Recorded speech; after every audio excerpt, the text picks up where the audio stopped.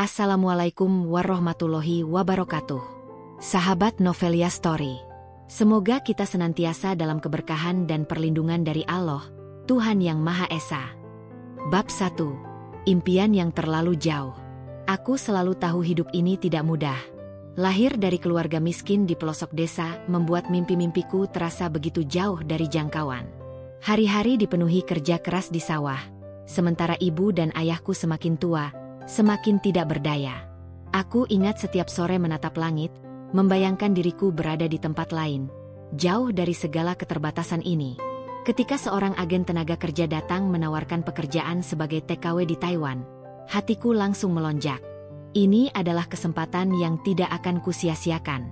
Dengan berbekal tekad dan janji manis agen tersebut, aku memberanikan diri menandatangani kontrak. Tapi dari awal, semuanya sudah terasa salah. Di bandara, saat kami berangkat, agen tersebut menyerahkan pasporku kepada seseorang yang belum pernah kulihat sebelumnya. Orang itu berbicara bahasa yang tidak ku mengerti, dan aku merasa kehilangan kendali atas nasibku sendiri. Bab 2. Hari pertama di rumah Mr. Lee. Rumah Mr. Lee adalah bangunan besar yang modern. Dari luar, aku merasa seperti memasuki istana. Namun begitu masuk ke dalam, aku langsung menyadari bahwa aku tidak lebih dari pembantu, seorang pesuruh. Ada ruangan khusus di belakang yang disiapkan untukku, tanpa jendela, tanpa akses ke dunia luar. Hari ini kau istirahat, besok pekerjaanmu dimulai, kata Mr. Lee saat dia mengantarku ke ruangan kecil itu. Saat itu, aku tidak tahu bahwa kata-katanya adalah awal dari mimpi burukku. Esoknya, hari-hariku dipenuhi tugas rumah yang berat. Membersihkan rumah besar itu, memasak untuk keluarga Mr. Lee, dan melayani tamu yang datang. Meskipun lelah, aku masih bertahan.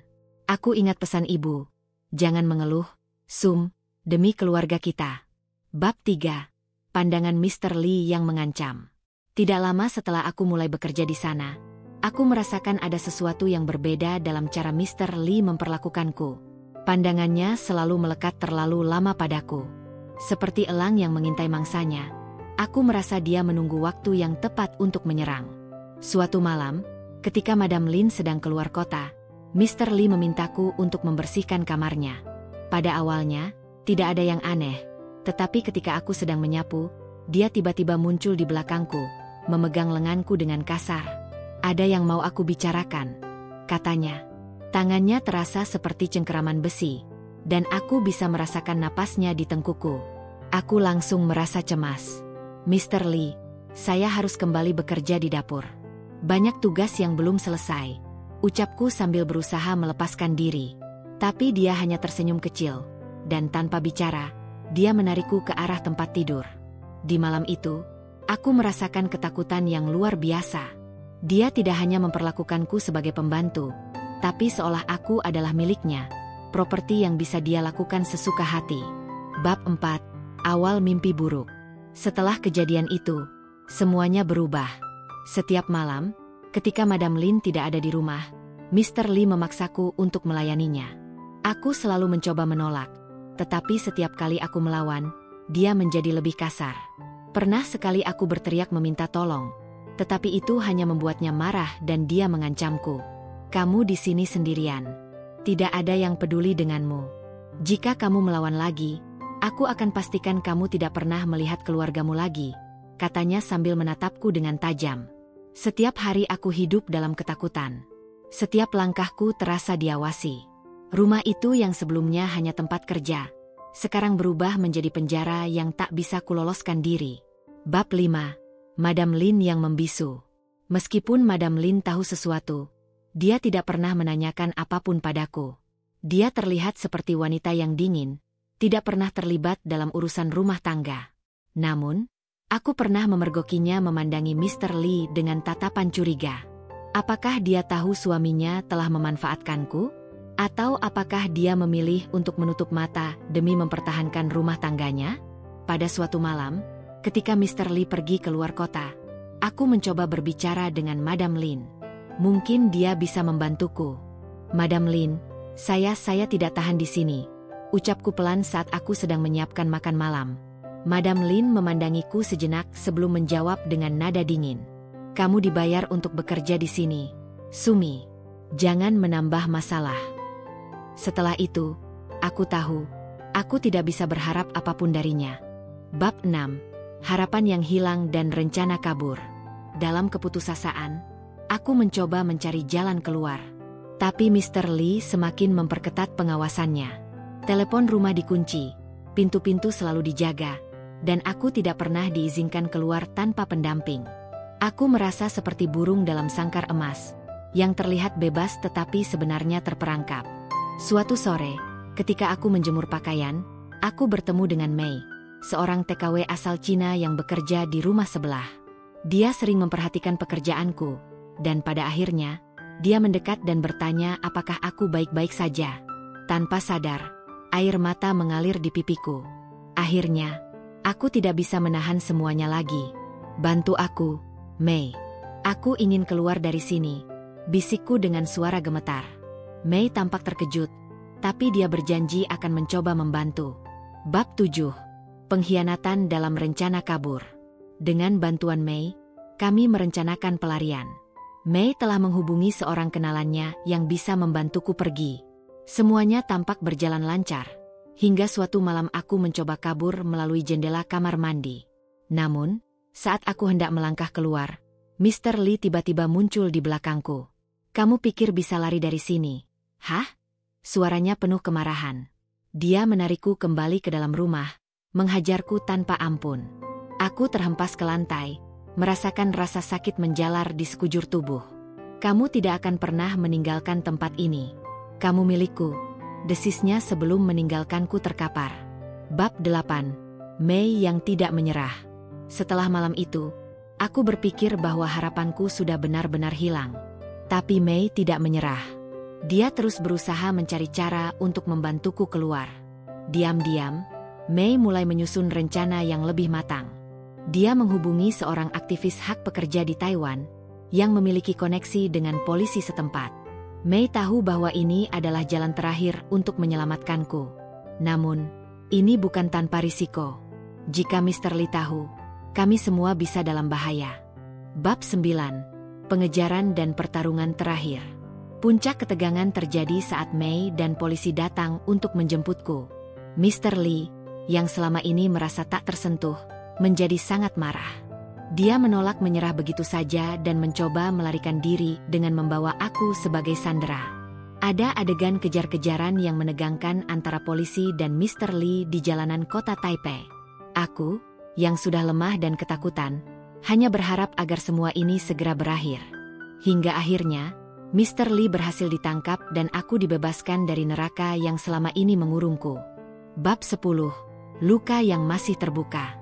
Setelah malam yang panjang dan penuh ketegangan, aku akhirnya bebas. Mr. Lee telah dibawa oleh polisi, dan aku diselamatkan oleh Mei serta pihak berwenang Taiwan. Tetapi kebebasan itu terasa hambar. Tubuhku mungkin telah terbebas dari penjara Mr. Lee, namun jiwaku masih terkunci dalam trauma yang mendalam. Di kantor polisi, aku duduk di ruang kecil, memeluk tubuhku sendiri. Setiap kali pintu terbuka, aku tersentak. Kegelisahan mengalir deras dalam nadiku, seolah-olah bayang-bayang Mr. Lee masih menguntitku. Polisi Taiwan yang menangani kasusku berbicara dengan ramah, tapi aku tidak mengerti satu kata pun dari bahasa mereka. Mei, yang mendampingiku, menerjemahkan semuanya dengan sabar. "Kamu aman sekarang," kata Mei dengan lembut. "Polisi akan memastikan Mr. Lee tidak bisa menyakitimu lagi." Aku hanya bisa mengangguk. Aman? Apa itu aman? Meskipun aku sudah berada di luar rumah Mr. Lee, rasa takut dan cemas masih menghantuiku. Apakah dia benar-benar tidak akan mencariku lagi? Bagaimana jika dia membalas dendam? Bagaimana jika dia keluar dari penjara dan memburuku kembali? Bab 11. Suara di kepalaku. Malam-malam setelah pelarian itu adalah yang terberat. Aku tinggal sementara di penampungan untuk para pekerja migran yang menjadi korban kekerasan. Di sana, aku bertemu banyak wanita yang memiliki cerita serupa, bahkan beberapa di antaranya lebih buruk. Ada yang mengalami kekerasan fisik lebih parah, ada juga yang dipaksa untuk melakukan pekerjaan yang lebih keji. Tetapi meskipun mereka mencoba berbagi cerita dan berempati, aku masih merasa sendirian. Setiap malam, Suara Mr. Lee terus menghantui pikiranku. Kamu milikku, bisiknya di setiap sudut pikiranku. Matanya yang tajam selalu muncul saat aku mencoba memejamkan mata. Mimpi buruk itu datang setiap malam, membuatku terbangun dengan keringat dingin. Mei sering mengunjungiku, mencoba menghibur dan memberiku kekuatan. Kamu harus tetap kuat, Sumi. Semua ini akan segera berakhir. Setelah pengadilan selesai, kamu bisa kembali ke Indonesia dan memulai hidup baru. Namun, kata-kata Mei tidak banyak membantu. Bagaimana mungkin aku bisa memulai hidup baru setelah semua yang terjadi? Bab 12. Ancaman misterius. Suatu malam, saat aku sedang mencoba tidur, aku menerima pesan di ponsel dari nomor yang tidak kukenal. Pesannya singkat dan jelas. Aku akan menemukanmu, kemanapun kamu pergi. Darahku langsung membeku. Itu pasti dari Mr. Lee. Meskipun dia di penjara, bagaimana mungkin dia masih bisa mengirim pesan seperti itu? Apakah dia punya koneksi di luar yang bisa mencariku? Aku segera menunjukkan pesan itu kepada Mei, yang kemudian melaporkannya ke polisi. Polisi meyakinkanku bahwa Mr. Lee masih berada dalam tahanan, dan mereka akan menyelidiki dari mana pesan itu berasal. Namun, ancaman itu sudah cukup untuk membuatku kembali tenggelam dalam ketakutan. Aku merasa tidak ada tempat yang benar-benar aman. Bab 13. Misteri di balik keluarga Lee. Beberapa minggu kemudian, aku mendapat kabar dari Mei bahwa ada lebih banyak yang disembunyikan oleh keluarga Mr. Lee. Ternyata, bisnis keluarga Lee tidak sebersih yang terlihat. Mereka memiliki jaringan bisnis gelap yang melibatkan perdagangan manusia dan eksploitasi pekerja migran. Rumah tempat aku bekerja hanyalah salah satu dari sekian banyak rumah yang digunakan untuk mempekerjakan pekerja migran secara ilegal. Aku tidak tahu kalau Mr. Lee sekejam itu, kata Mei dengan mata penuh kemarahan. Keluarga itu memang kaya, tapi mereka mendapatkan kekayaan dari cara-cara yang tidak manusiawi. Fakta ini membuatku semakin tercekik. Bagaimana mungkin ada orang yang hidup dari penderitaan orang lain? Dan lebih buruk lagi, bagaimana jika keluarganya mencoba menutupi jejak kejahatan mereka dengan memburuku? Aku tidak tahu siapa yang bisa kupercaya lagi. Bab 14. Hari di pengadilan. Hari yang aku tunggu-tunggu sekaligus takuti akhirnya tiba. Hari pengadilan Mr. Lee. Aku dipanggil sebagai saksi utama dalam kasus ini, dan Mei mendampingiku ke pengadilan. Saat aku masuk ke ruang sidang, aku merasakan seluruh tubuhku gemetar. Di sana, Mr. Lee duduk dengan sikap angkuh, seolah-olah tidak terjadi apa-apa. Ketika tiba giliranku berbicara, suaraku serak, dan aku merasa sulit mengeluarkan kata-kata. Namun, Mei yang berdiri di sampingku memberiku keberanian. Ceritakan semuanya, Sumi, bisiknya pelan. Dengan suara bergetar, aku menceritakan semua yang terjadi. Setiap malam penuh ketakutan, setiap kali aku dipaksa melayani, dan setiap kali aku dipukul jika menolak. Aku merasakan beratnya pengakuan ini, seolah-olah aku sedang membuka luka yang selama ini coba kusembunyikan. Air mataku mengalir deras tanpa bisa kutahan. Mr. Lee hanya menatapku dengan senyum sinis. Di saat itu, aku menyadari bahwa dia tidak merasa bersalah sedikit pun. Baginya, aku hanyalah barang, bukan manusia. Namun, polisi memiliki bukti kuat lainnya, termasuk laporan dari Mei dan beberapa rekan pekerja lain yang pernah melihat perlakuan Mr. Lee terhadapku. Bab 15. Pembalasan terakhir. Setelah sidang berlangsung selama berjam-jam, pengadilan akhirnya memutuskan bahwa Mr. Lee bersalah atas kejahatan kekerasan dan eksploitasi pekerja migran. Dia dijatuhi hukuman penjara yang panjang, tetapi aku tahu ini belum berakhir. Ada kekuatan yang lebih besar di balik Mr. Lee, keluarganya, yang terlibat dalam bisnis gelap ini. Beberapa minggu setelah vonis dijatuhkan, aku mendapatkan informasi dari polisi bahwa mereka telah menangkap beberapa anggota keluarga Lee lainnya yang terkait dengan jaringan perdagangan manusia. Namun, mereka memperingatkanku bahwa aku mungkin masih berada dalam bahaya, karena jaringan ini memiliki koneksi kuat. Bab 16. Kembali ke rumah. Setelah semua ini, aku memutuskan untuk pulang ke Indonesia. Aku tidak tahan tinggal di Taiwan lebih lama lagi. Meskipun polisi menjamin keamananku, rasa takut itu terus menghantuiku. Aku ingin pulang, kembali ke keluargaku, mencoba memulai hidup baru, meskipun aku tahu luka ini akan terus membekas. Di bandara, Mei menemaniku untuk terakhir kali. Dia memberikan pelukan hangat, seolah mengatakan bahwa aku akan baik-baik saja. Kamu wanita kuat, Sumi. Jangan pernah lupakan itu, katanya. Aku menahan air mata dan berterima kasih padanya. Tanpa Mei, mungkin aku tidak akan selamat dari neraka ini. Bab 17. Mimpi buruk yang tak berakhir. Namun, setibanya di desa, aku merasa segalanya telah berubah. Aku memang kembali ke rumah, tetapi rasa tenang itu tidak pernah benar-benar datang. Setiap malam, mimpi buruk Mr. Lee dan keluarganya menghantuiku. Aku terus waspada, selalu merasa diawasi, meskipun aku tahu Mr. Lee berada di penjara jauh dari sini. Kehidupan di desa pun tak lagi sama. Orang-orang melihatku dengan tatapan iba, seolah-olah mereka tahu cerita yang kubawa dari Taiwan.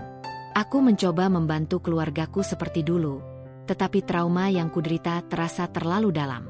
Di saat-saat tertentu, aku berpikir untuk melaporkan lebih banyak tentang jaringan keluarga Lee, agar mereka bisa dihancurkan sepenuhnya. Namun, aku takut.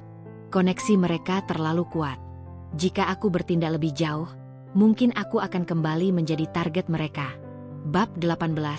Keputusan yang berat. Hingga suatu hari, aku mendapatkan telepon dari Mei.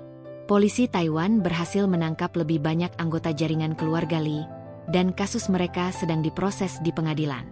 Mei mengatakan bahwa mereka membutuhkan kesaksian lebih lanjut dariku untuk menghancurkan sisa jaringan tersebut. Ini adalah kesempatan untuk mengakhiri semuanya. Tetapi aku tahu, dengan mengambil langkah ini, aku mungkin akan kembali dalam bahaya. Mr. Lee mungkin tidak akan pernah bebas. Tapi siapa tahu berapa banyak tangan-tangan gelap yang masih beroperasi di luar sana? Aku duduk di depan rumah, menatap matahari terbenam. Di kepalaku, ada dua pilihan. Tetap diam dan melanjutkan hidupku dengan sisa-sisa ketenangan yang ada, atau mengambil risiko, melawan mereka dan berharap bisa mengakhiri mimpi buruk ini sekali dan untuk selamanya. Dengan napas panjang, aku mengambil ponselku. Jari-jariku gemetar saat mengetik pesan untuk Mei. Aku siap memberikan kesaksian lagi. Aku tahu, langkah ini mungkin akan membawa risiko, tapi aku tidak bisa terus hidup dalam ketakutan. Jika ada sedikit kesempatan untuk menghancurkan mereka, aku akan mengambilnya.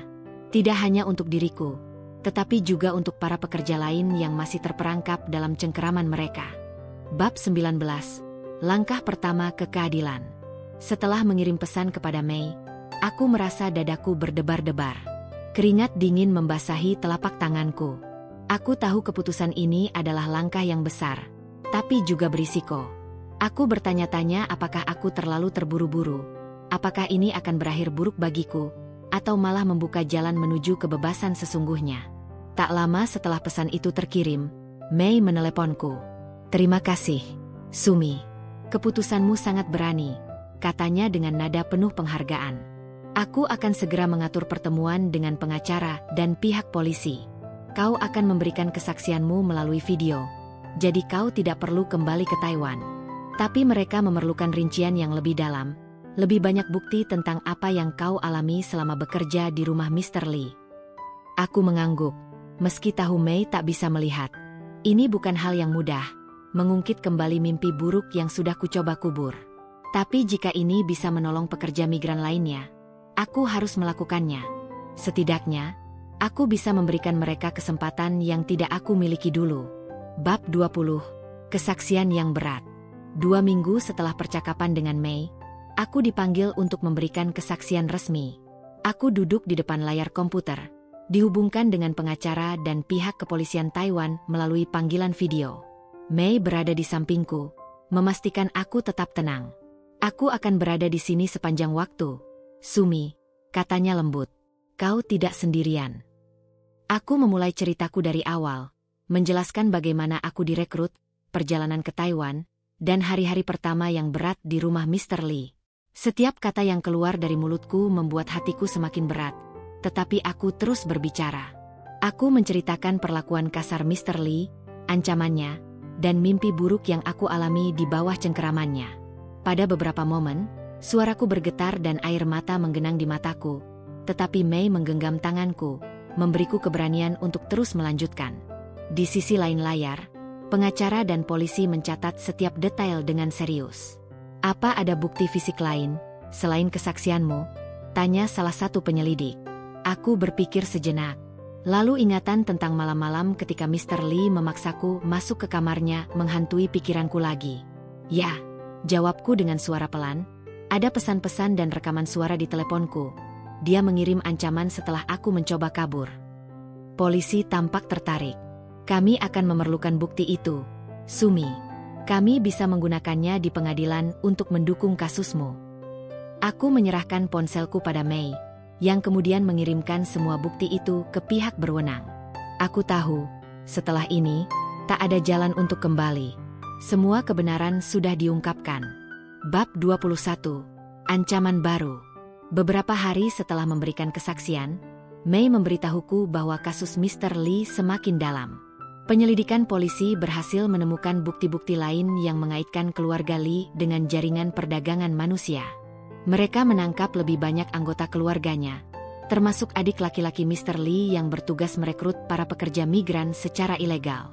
Namun, kabar baik ini membawa ancaman baru. Mei mendapatkan informasi bahwa keluarga Lee tidak akan tinggal diam. Mereka memiliki koneksi kuat, baik di Taiwan maupun luar negeri, dan mulai menyebar pesan bahwa siapapun yang mencoba membongkar rahasia keluarga itu akan menghadapi balas dendam yang kejam. "Aku khawatir untukmu, Sumi," kata Mei dengan suara tegang saat meneleponku. "Mereka mungkin akan mencari cara untuk membungkammu. Kau harus ekstra hati-hati." Ketakutanku yang sempat mereda mulai kembali. Apakah aku membuat keputusan yang salah? Apakah keluargaku juga akan menjadi target? Aku mulai merasa waspada setiap saat. Setiap kali ada orang asing mendekat ke rumahku, jantungku berdebar kencang. Keluargaku, terutama ibuku, tidak mengerti apa yang terjadi. Mereka hanya tahu aku mengalami kesulitan di Taiwan, tapi aku belum memberitahu mereka detailnya. "Sum, kenapa kau jadi gelisah begitu?" tanya ibuku suatu malam. "Apakah ada masalah yang belum kau ceritakan pada kami?" Aku menelan ludah. Bagaimana bisa aku memberitahu mereka tanpa membuat mereka semakin khawatir? Aku hanya merasa kelelahan. "Bu, banyak pikiran," jawabku pelan. Aku tak sanggup mengatakan yang sebenarnya. Jika mereka tahu tentang ancaman yang mengintai, mereka pasti akan ketakutan seperti diriku. Bab 22. Serangan yang tak terduga. Suatu malam, ketika aku sedang membantu ayah di sawah, aku mendengar suara aneh dari belakang. Rasanya ada seseorang yang mengikuti kami. Aku berbalik, tapi tidak melihat siapa-siapa. Hatiku berdebar, dan aku mempercepat langkah, memegang tangan ayahku erat-erat. Saat kami sampai di rumah, ada surat yang tergantung di pintu. Tanpa nama, tanpa tanda tangan. Hanya satu kalimat yang tertulis dengan tinta merah. "Kau tidak bisa lari selamanya, Sumi." Tanganku gemetar hebat. Ayahku melihat ekspresiku yang pucat dan mencoba membaca surat itu, tapi aku cepat-cepat menariknya dari tangannya. "Tidak ada apa-apa, Yah," kataku dengan suara bergetar. "Kenapa wajahmu pucat sekali? Ada apa dengan surat itu?" Aku mencoba tersenyum meskipun jantungku berdegup kencang. "Hanya iklan, Yah, tidak penting." Namun, di dalam diriku, aku tahu bahwa ini adalah peringatan. Mereka tahu di mana aku berada. Mereka bisa mencapainya kapan saja. Bab 23. Perlindungan dan pengkhianatan. Aku segera menghubungi Mei dan memberitahunya tentang surat itu. Dalam waktu singkat, Mei menghubungi pihak berwenang di Indonesia, yang langsung menindaklanjuti dan memberikan perlindungan ekstra untukku dan keluargaku. Beberapa petugas dikirim untuk berjaga di sekitar rumah, tapi aku tetap merasa tidak aman. Rasanya seperti ada mata-mata di setiap sudut. Aku tidak tahu siapa yang bisa kupercayai. Di tengah semua itu, Mei datang dengan kabar yang mengejutkan. Salah satu dari rekanku sesama pekerja migran di Taiwan ternyata telah bekerja sama dengan keluarga Lee. Dia adalah informan yang memberitahu keluarga Lee tentang semua gerak-gerikku sejak aku kembali ke Indonesia. Namanya Tina. Kau mungkin mengenalnya, kata Mei. Dia pernah bekerja di rumah Mr. Lee sebelum kamu datang. Dia sekarang membantu keluarga Lee karena mereka membayar mahal. Aku terperangah. Tina. Aku pernah bertemu dengannya beberapa kali, tapi tidak pernah menyangka bahwa dia akan berkhianat padaku. Rasa ketidakpercayaan semakin dalam, dan aku mulai merasa terisolasi. Siapa lagi yang bisa aku percayai? Bab 24, Pelarian kedua. Ketegangan semakin memuncak. Ancaman dari keluarga Lee semakin nyata, dan meskipun polisi Indonesia memberikan perlindungan, aku merasa mereka tidak cukup mampu menghentikan jaringan besar ini. Aku tahu, cepat atau lambat, mereka akan datang lagi. Mei kemudian mengusulkan sebuah rencana yang lebih radikal. Pelarian kedua. Kau harus pergi dari sini, Sumi. Pergi ke tempat yang mereka tidak tahu, mungkin ke negara lain, di bawah identitas baru, kata Mei. Aku punya kontak yang bisa membantumu. Pada awalnya, aku ragu. Meninggalkan keluargaku. Lagi? Meninggalkan tanah airku setelah baru saja kembali? Tapi kemudian aku sadar, jika aku tetap di sini, aku dan keluargaku akan selalu berada dalam bahaya. Ini mungkin satu-satunya cara agar aku bisa benar-benar bebas. Aku mulai merencanakan pelarianku yang kedua. Tapi kali ini, aku akan melakukannya dengan lebih hati-hati, lebih diam-diam. Keluargaku setuju untuk ikut pindah ke desa terpencil. Tempat mereka bisa tetap aman tanpa menjadi target. Bab 25. Kemenangan yang pahit. Dengan bantuan Mei dan pihak berwenang, aku berhasil melarikan diri ke luar negeri, ke negara yang lebih aman. Aku hidup dengan identitas baru, jauh dari bayang-bayang keluarga Lee. Mei terus memberikan kabar tentang perkembangan kasus Mr. Lee dan keluarganya. Jaringan gelap mereka mulai runtuh, satu persatu anggota keluarga ditangkap dan dijatuhi hukuman. Namun, meskipun jaringan itu hancur, aku tidak bisa sepenuhnya merasakan kebebasan. Luka-luka batin masih menghantuiku. Mimpi buruk itu masih datang setiap malam, dan aku selalu merasa waspada, meskipun tidak ada lagi yang mengejarku. Banyak orang mungkin mengira aku telah memenangkan pertempuran ini. Mr. Lee dan keluarganya telah diadili, jaringannya hancur, dan aku sekarang hidup di tempat yang aman. Tapi di dalam diriku, aku tahu bahwa kemenangan ini terasa pahit. Luka-luka yang mereka tinggalkan masih ada, dan mungkin akan selalu ada. Namun, satu hal yang pasti, aku tidak lagi menjadi korban yang diam.